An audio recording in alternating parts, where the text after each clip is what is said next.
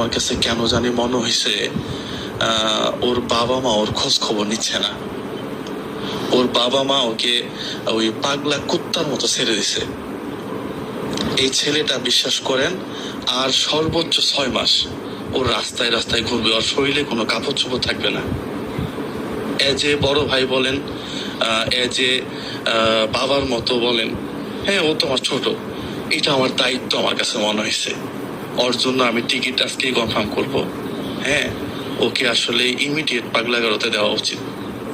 এই যে সাইড নাই, আমি চাই ও সুস্থ হোক, ও ভালো থাকুক।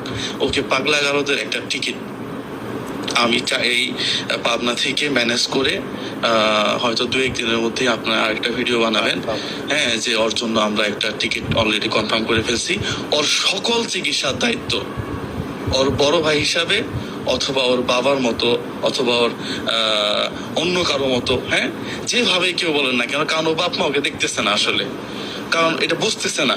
হ্যাঁ, এজ এ বাবার জায়গা থেকেই আমি ওর দায়িত্বটা নিতে চাই।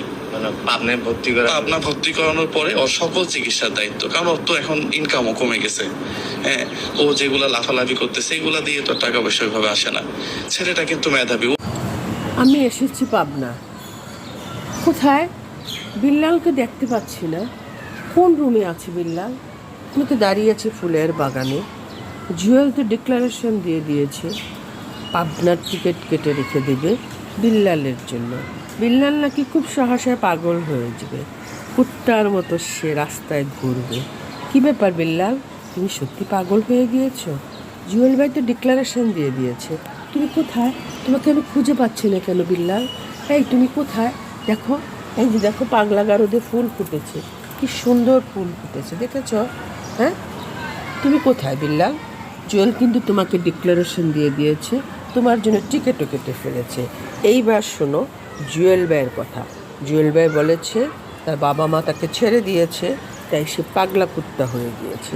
এই জন্য তোমার জন্য বড় ভাই হিসেবে টিকিট কেটে রেখেছে। কি বলো বিল্লাল, কিছু একটা বলো ভাই।